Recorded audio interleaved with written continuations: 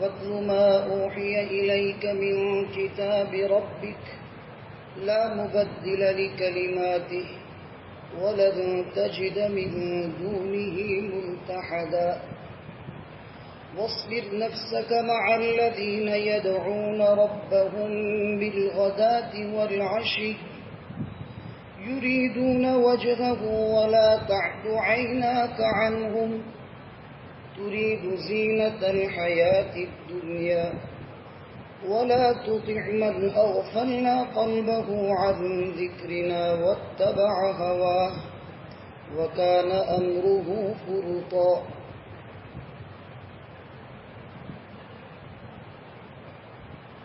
اور تلاوت کرو اے محمد صلی اللہ علیہ وسلم اپنے رب کی کتاب میں سے جو آپ کی طرف بطور وحی بھیجی گئی ہے.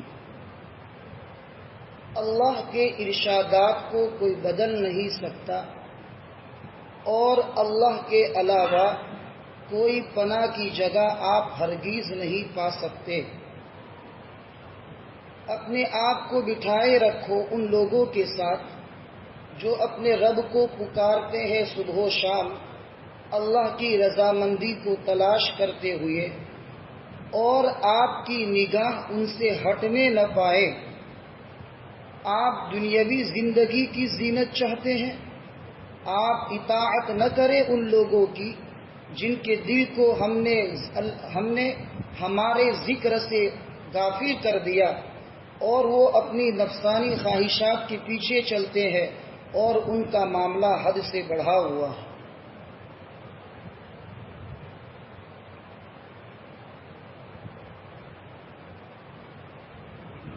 اصحاب کہف کے واقعے کے مکمل ہونے کے بعد اللہ رب العزت نبی کریم صلی اللہ علیہ وسلم کو یہ حکم دیتے ہیں کہ اصحاب کہف کے ساتھ جو بھی واقعہ پیش آیا ان کے ساتھ اللہ تبارک و تعالی کی جو مدد شامل حال ہوئی، اے محمد آپ کے ساتھ اور آپ کے صحابہ کے ساتھ اس سے بہتر ہوگا انشاءاللہ. کچھ کفار جن کا نام لکھا ہے حضرات مفسرین نے، عیینہ ابن حصن الفزاری، یہ مکہ کا سردار تھا، کافروں کی جماعت کا لیڈر تھا. دوسرا ایک نام ہے امیہ ابن خلف الجمحی، یہ بھی سردار تھا. اقرا ابن حابس التمیمی، یہ بعد میں ایمان لائے لیکن پہلے کفار اور مشرکین کے سرداروں میں سے تھے، بڑے لوگوں میں سے تھے. قبیلے بنو تمیم کے سردار تھے اقرا ابن حابس التمیمی. اور چوتھا ایک نام ہے عیینہ ابن بدر. ان چار کے بارے میں حضرات مفسرین نے یہ لکھا ہے کہ وہ لوگ نبی کریم صلی اللہ علیہ وسلم کے پاس آئے اور انہوں نے یوں کہا کہ یہ جو فقیر قسم کے جو لوگ آپ کے آس پاس رہتے ہیں آپ ان کو تھوڑے دور کر دے اور ہم جو مکہ کے جو رئیس اور مالدار قسم کے جو لوگ ہیں ان کو اپنے پاس بٹھائیں اور ہمیں اپنے سے قریب کرے. اگر مکہ کے سردار ایمان لائیں گے تو اسلام کا پھیلنا اور ایمان کا لوگوں کے دلوں میں پہنچنا آسان ہو جائے گا اور ہمارے ایمان لانے کی وجہ سے دوسرے لوگ بھی یہ سمجھیں گے کہ دیکھو مکہ کے بڑے بڑے مالدار اور بڑے بڑے رئیس اور سردار ایمان لاتے ہیں تو دوسرے لوگ بھی ہم کو دیکھ کر ایمان لے آئیں گے. یہ سلمان فارسی رضی اللہ تعالیٰ عنہ، اسی طریقے سے ابو ذر غفاری رضی اللہ تعالیٰ عنہ، حضرت صہیب رومی رضی اللہ تعالیٰ عنہ، بلال حبشی رضی اللہ تعالیٰ عنہ، عبداللہ ابن مسعود رضی اللہ تعالیٰ عنہ، یہ وہ صحابہ تھے جو مکی دور میں بہت ہی فقیر اور تنگدست تھے. اور اون کے کپڑے پہنتے تھے، اور مکہ کی سخت گرمی کی وجہ سے اون کے کپڑوں سے بو آتی تھی پسینے کی۔ تو کچھ کفار نے کہا کہ ایسے لوگوں کو اپنے سے دور رکھو اور ہمیں اپنے قریب کرے۔ اور دوسری شکل یہ ہے کہ اگر آپ کو ان حضرات کو آپ اپنے پاس رکھنا چاہتے ہیں تو رکھے، لیکن ان کو علیحدہ رکھے دوسرے کمرے میں، اور ہمیں آپ کے سامنے بٹھائے۔ اللہ رب العزت کو یہ بات ناگوار گزری، اور ان کفار کے اس انداز پر جس سے تکبر اور غرور اور گھمنڈ ٹپک رہا تھا، اللہ تعالیٰ نے فرمایا اے محمد صلی اللہ علیہ وسلم ان کو یہ پیغام دے دو کہ آپ کی طرف جو کتاب اتاری گئی ہے اس کتاب میں جو لکھا ہوا ہے ویسا ہی رہے گا، اللہ کے ارشادات کو کوئی بدل نہیں سکتا، پناہ کی جگہ صرف اللہ کی ذات ہے، اللہ کی ذات کے علاوہ کہیں پناہ نہیں ملے گی۔ اور ہاں وَاصْبِرْ نَفْسَكَ مَعَ الَّذِينَ يَدْعُونَ رَبَّهُمْ بِالْغَدَاةِ وَالْعَشِيِّ، ان لوگوں کے پاس اپنے آپ کو جمائے رکھے جو لوگ صبح و شام اپنے رب کو پکارتے ہیں۔ یہ اگرچہ فقیر ہیں، اگرچہ تنگ دست ہے، اگرچہ دنیاوی اعتبار سے ان کی کوئی حیثیت نہیں ہے، لیکن دنیا کی زندگی کب تک؟ انہوں نے آخرت کی زندگی کی کامیابی اللہ اور اس کے رسول پر ایمان لا کر انہوں نے اپنی کامیابی حاصل کر لی ہے۔ اس لیے ایسے لوگوں کی قدر کرے جو اہل ایمان ہوں۔ تو گویا کہ یہ متکبرین، غرور اور تکبر کرنے والے جو مکہ کے کافرین تھے، ان کے اس قول پر اللہ تعالیٰ نے یہ فرمایا کہ ان لوگوں کو چھوڑ دو، مکہ کے کافرین اور رؤساء اور سردار کو کہہ دو کہ تم یہاں سے چلے جاؤ، ہم ان سلمان فارسی اور یہ ابو ذر غفاری وغیرہ جو صحابہ اگرچہ فقیر ہیں لیکن ان کو ہم اپنے سے دور کریں گے نہیں۔ معلوم یہ ہوا کہ اللہ کے نزدیک مال کی قیمت نہیں ہے، اللہ کے نزدیک ایمان کی قدر ہے۔ اگر ایمان ہے، کتنے ہی تنگ دست اور فقیر ہیں اللہ کے یہاں مقبول ہے، کتنے ہی مالدار ہیں لیکن آپ کے پاس اس مال پر تکبر ہے تو اللہ کے یہاں بہت بڑا خسارہ ہے۔ صحابہ کرام رضوان اللہ تعالی علیہم اجمعین میں بہت سارے صحابہ مدنی زمانے میں بہت مالدار تھے۔ اتنے مالدار تھے، حضرت عبد الرحمن ابن عوف رضی اللہ تعالیٰ عنہ کے بارے میں پرسوں ہی سبق میں یہ واقعہ آیا تھا۔ ان کی ایک بیوی ہے جس کا نام ہے تمازغ بنت اسبغ الاشجعیہ رضی اللہ تعالی عنہا۔ سن ہجری 6 میں شعبان کے مہینے میں انہوں نے اس عورت سے شادی کی تھی جس کا نام ہے تمازغ بنت اسبغ الاشجعیہ۔ تو عبد الرحمن ابن عوف رضی اللہ تعالیٰ عنہ نے اس عورت کو 2 طلاقیں دی تھی اور انتقال سے پہلے ایک تیسری طلاق دی، اور جب عبد الرحمن ابن عوف رضی اللہ تعالیٰ عنہ کا انتقال ہوا تو اس وقت وہ تیسری طلاق کی عدت میں تھی۔ تو سن ہجری 32 کا زمانہ تھا، حضرت عثمان ابن عفان رضی اللہ تعالیٰ عنہ کی خلافت کا زمانہ تھا۔ تو حضرت عثمان ابن عفان رضی اللہ تعالیٰ عنہ نے اس تمازغ بنت اسبغ الاشجعیہ رضی اللہ تعالیٰ عنہا کو اس کی وراثت کا حصہ دلایا عبد الرحمن ابن عوف کے مال میں سے۔ تو کتنا حصے میں آیا؟ 80,000 دینار یعنی سونے کے سکے، اس کا حساب لگایا گیا تو 384 کلو سونا۔ پرسوں میں نے 50,000 کے حساب سے 1 تولہ 50,000 کے حساب سے اس کو حساب لگا کر دیکھا تو 1,92 کروڑ روپے 8ویں حصے کے چوتھے حصے میں عبد الرحمن ابن عوف کے ایک حصہ، یعنی ان کے مال کے 3 حصے ہوئے۔ ایک حصہ تو اس زمانے میں جو بدریین صحابہ تھے ان کے اوپر خرچ ہو گیا، پھر 2 حصوں میں سے جو 8واں حصہ تھا اس میں سے چوتھا حصہ 1 अरब 92 करोड़ रुपए था। इतने मालदार थे सहाबा। हजरत जुबैर इब्न अव्वाम रदी अल्लाह ताला अन्हु भी बहुत मालदार थे। उनकी 4 बीवियां थी। इंतकाल के वक्त 72,000 दीनार एक बीवी के हिस्से में आए थे, यानी आज के ज़माने में अबज से भी ऊपर। लेकिन सहाबा की सबसे बड़ी खुसूसियत ये थी कि मालदार होने के बावजूद मुतवाज़े थे। कभी इन्होंने अपने माल पर तकब्बुर नहीं किया और माल की मोहब्बत को कभी अपने दिल में नहीं बिठाया। अब्दुर्रहमान इब्न औफ रज़ी अल्लाह तआला अन्हु के बारे में लिखा है कि बद्र से लेकर नबी करीम सल्लल्लाहु अलैहि वसल्लम के ज़माने तक गज़वे तबूक, वहाँ तक मुकम्मल हर गज़वात में इन्होंने शिरकत की और पेश रहे। उहुद में तो आप सल्लल्लाहु अलैहि वसल्लम के लिए सहारा भी बने थे। और दौरे सिद्दीकी में जो मुल्क शाम में जो जंगें हुई, फुतूहात हुई, उन जंगों में भी अब्दुर्रहमान इब्न औफ रज़ी अल्लाह तआला अन्हु शरीक हुए। यानी दीन के काम में पेश थे और उनके माल से लोगों ने इतना फ़ायदा उठाया। फरमाते हैं कि मैं माल लोगों पर खर्च करता रहा, अल्लाह मुझे 10 गुना देता है।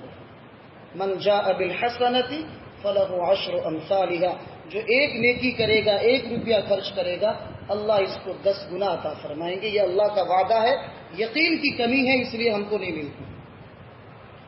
तो इस आयत करीमा में नबी करीम सल्लल्लाहु अलैहि वसल्लम को मुहज़्ज़ब अंदाज से अल्लाह ताला मुतनब्बे कर रहे हैं कि अगरचे ये लोग फ़कीर और तंगदस्त है, लेकिन उन हजरात को अपने से दूर न कीजिएगा।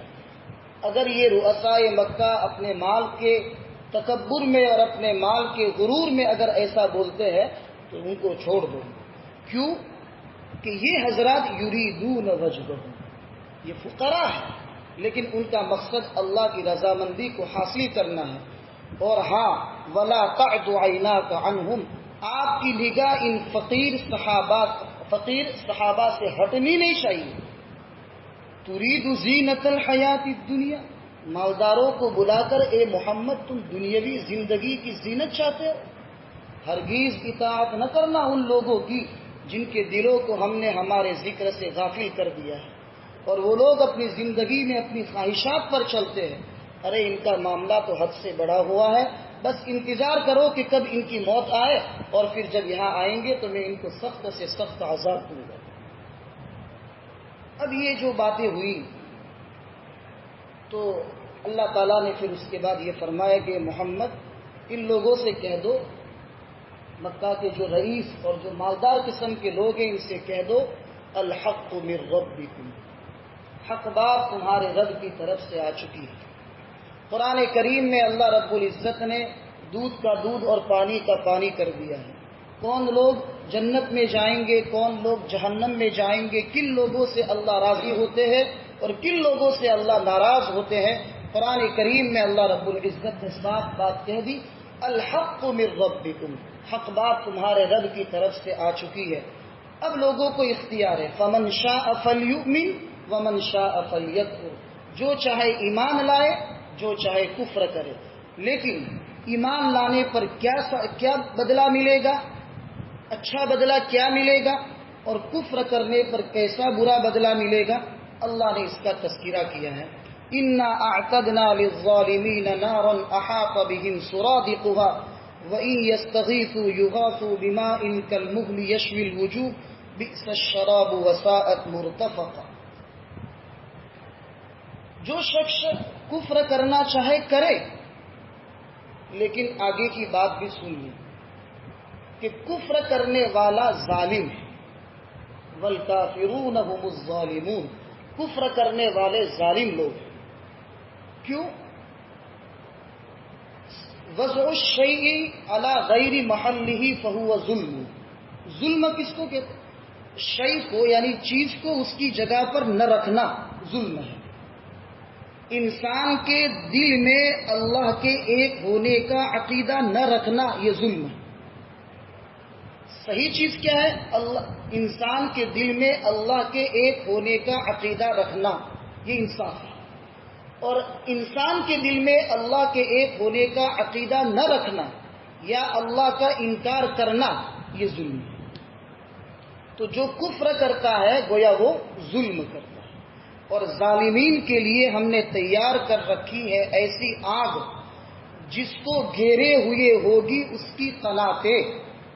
قناتیں کہتے ہیں چاروں طرف سے، جیسے یہ دیوار، چاروں طرف کی دیوار نے بیچ والا حصہ گھیر رکھا ہے، تو یہ بیچ والے حصے کے لیے یہ چاروں دیواریں قناتیں ہیں. یہ اردو لفظ ہے. تو اس طریقے سے آگ کی لپیٹیں ہوگی دیواروں کی طرح بہت اونچی. ایک روایت میں ہے کہ اتنی لمبی ہوگی کہ 40 سال بھی چلیں گے تو وہ قناتیں پوری نہیں ہوں. ایسے سنگین عذاب اللہ تعالیٰ نے جہنم میں کفار اور مشرکین کے لیے تیار کی ہے. ہم نے تیار کر رکھا ہے ظالمین کافرین کے لیے ایسی آگ کہ جس کی قناتیں ان کو ہر طرف سے گھیرے ہوئے ہوگی. اب جب قناتیں اور آگ کی تپش ان کو ہر طرف سے گھیرے ہوئے ہوگی، وہ یہ چاہیں گے کہ اس جہنم سے نکلے، لیکن قناتیں اور دیواریں اتنی بڑی بڑی ہوگی کہ وہاں سے نکل نہیں سکیں گے، جل بھن جائیں گے. اب سخت گرمی کا احساس ہوگا جہنم میں ان کافرین اور مشرکین کو. تو وَإِن يَسْتَغِيثُوا يُغَاثُوا بِمَاءٍ كَالْمُهْلِ يَشْوِي الْوُجُوهَ، اگر وہ فریاد کریں گے پانی کے طلب کرنے کی کہ ہمیں پیاس لگ رہی ہے اس لیے ہمیں پانی دو، تو یغاثوا بماء، تو ان کو ایسا پانی پلایا جائے گا جو پیپ کی طرح ہوگا. المہل کے مختلف معنی بیان کیے. ایک معنی یہ ہے کہ لوہا یا پیتل، خلیج جو چیزیں معدنیات جس کو کہتے ہیں، کہ لوہا اور پیتل کو پگھلا کر پانی بنا کر ان سے کہا جائے لو پی لو، آپ کی پیاس بجھا لو. ایک معنی تو یہ ہے. دوسرا معنی یہ ہے کہ زخم کے اوپر جو پیلا پیپ نکلتا ہے وہ پیپ ان کو دیا جائے گا کہ لو یہ پی لو. اور تیسرا قول یہ ہے کہ زخم کے اوپر بعض مرتبہ پانی نکلتا ہے، پانی کی طرح نکلتا ہے، جو نہ زرد پیپ ہوتا ہے، پیلا پیپ بھی نہیں ہوتا، پانی کی طرح بالکل ہوتا ہے. اس کی گلاس بھر کے ان کو کہا جائے گا کہ لو یہ پی لو. جہنم کی گرمی اور جہنم کی گرمی کی تپش اور پانی کی چاہت اور پیاس بجھانے کے ارادے سے جب پانی پیئیں گے، قرآن کہتا ہے یشوی الوجوہ، یہ پانی ان کے چہروں کو بھون دے گا. یشوی الوجوہ، یشوی الدجاجۃ المشویہ، وہ مرغی جس کو بھونا جاتا ہے، اس کو لگا کر ایسے بھونا جاتا ہے تو اس کی شکل و صورت سب ختم ہو جاتی ہے اور سب ہر چیز اس میں جذب ہو جاتی ہے اور آگ کا مکمل اثر قبول کر لیتی ہے. اسی طریقے سے جیسے وہ پیئیں گے اپنے ہونٹ کے قریب کریں گے اور وہ پورا ہونٹ جو ہے نا ایسے ہی سینے تک یہاں تک آ جائے گا. اتنا سخت پانی ان کو دیا جائے گا. بئس الشراب، کتنا برا پینا ہے، کتنا برا پینا ہے. وساعت مرتفقہ، اور جہنم آرام کے اعتبار سے کتنی بری جگہ ہے. اللہ جہنم کے عذاب سے ہم سب کی حفاظت کرنا ہے. اب ایمان والے جو ہے ان کو کیا ملے گا؟ جو لوگ حق بات تو آ گئی، اس میں سے کچھ لوگ ایمان لائے، کچھ لوگوں نے کفر کیا، تو کفر کرنے والوں کا عذاب اللہ نے بیان کر دیا کہ ان کے لیے ایسا سخت عذاب ہے. لیکن جو لوگ ایمان لائے ہیں ان کے لیے کیا بدلہ ہے؟ ان الذین آمنوا وعملوا الصالحات انا لا نضيع اجر من احسن عملا. جو لوگ ایمان لائے ہیں اور جنہوں نے اعمال صالحہ کیے ہیں، بے شک کہ ہم ان لوگوں کے اجر کو ضائع نہیں کریں گے جنہوں نے بھلے کام کیے ہیں. ایک معمولی بھی اچھا کام کیا ہے نا تو اللہ اس کو بھی ضائع نہیں کرے گا، لیکن شرط ہے کہ وہ کام اخلاص کے ساتھ، ریاکاری اور دکھلاوے کے لیے وہ کام نہ کرے. عبادت ہمیں اللہ کے لیے کرنی ہے، مخلوق کو دکھانے سے کیا فائدہ؟ مخلوق کو اگر دکھائیں گے تو مخلوق ایک دو تعریف کے الفاظ بول دے گی، پھر اس کے بعد کیا؟ اور اللہ کو دکھانے کے لیے اگر کریں گے تو اللہ رب العزت دنیا میں بھی اس کا اچھا بدلہ دیں گے اور آخرت میں تو ہم سوچ بھی نہیں سکتے اور ہمارے تصور سے باہر ہے کتنا بہترین بدلہ دیں گے اللہ تعالیٰ۔ تو اللہ تعالیٰ فرماتے ہیں کہ ایمان والے اور اعمال صالحہ کرنے والے ہم ان کے اجر کو بالکل ضائع نہیں کریں گے جنہوں نے بھلے کام کیے ہیں۔ اب ان کے لیے کیا انعام ہے؟ اولئک لہم جنات عدن تجری من تحتہم الانہار، یہی لوگ ان کے لیے ہمیشہ کے باغات ہیں۔ تجری من تحتہم الانہار، ان کے جو باغات ہیں نا اس کے نیچے سے نہریں بہتی ہوگی۔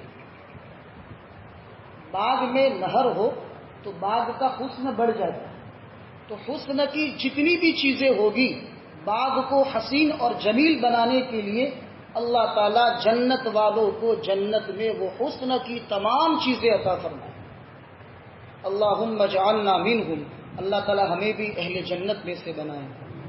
یحلون فیہا من اساور من ذہب ویلبسون ثیابا خضرا من سندس واستبرق، ان کو جنت میں سونے کے کنگن پہنائے جائیں گے، مردوں کو بھی اور عورتوں کو بھی۔ دنیا میں تو مرد کے لیے سونا استعمال کرنا بالکل جائز نہیں ہے، صرف چاندی کا استعمال، اور وہ بھی 4.5 گرام جو ہے اس کے بقدر ہے، اس سے زیادہ بھی نہیں، اتنی اجازت ہے۔ ہاں البتہ عورتوں کے لیے زینت کے طور پر سونا اور چاندی کے پہننے کی اجازت ہے، لیکن اللہ تعالی جنت میں مردوں کو سونے کے کنگن پہنائے جائیں گے۔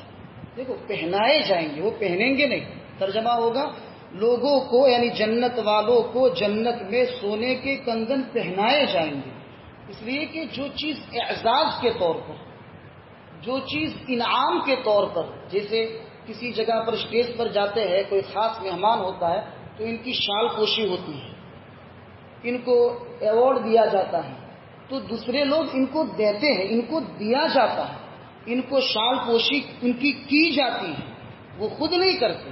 تو یہ سونے کے کنگن بطور انعام اور بطور اعزاز کے اللہ تعالیٰ ان لوگوں کو پہنائیں گے۔ اور جہاں کپڑے کا ذکر آیا وَيَلْبَسُونَ ثِيَابًا، وہ خود سبز رنگ کے کپڑے پہنیں گے، اس لیے کہ کپڑے انسان خود پہنتا ہے اور انعام اور اعزاز لوگ پہناتے ہیں، اس لیے اللہ کہتے ہیں ان کو سونے کے کنگن پہنائے جائیں گے اور وہ لوگ اپنے جنت میں سبز رنگ کے کپڑے پہنیں گے۔ اب یہ سبز رنگ کے کپڑے کون سے ہوں گے؟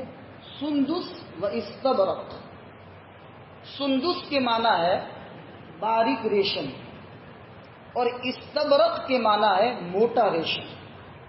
دنیا میں تو ریشم کا کپڑا پہننے کی اجازت نہیں ہے، صرف چوڑائی میں 4 انگل کے بقدر چوڑائی میں، اور لمبائی میں چلے گا جتنا آپ ریشم کا کپڑا، لیکن ریشم کا کپڑا لائیں گے کہاں سے؟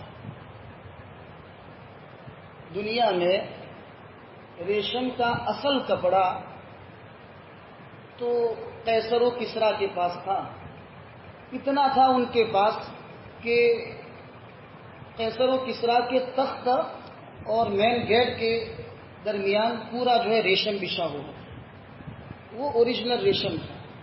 دنیا میں ہوگا لیکن ابھی دنیا میں کوئی ایسے بہت کم ایسے مالدار ہوں گے کہ جن کو انگلیوں پر گن سکتے ہو، اتنے مالدار کہ جو ریشم خرید سکتے ہو۔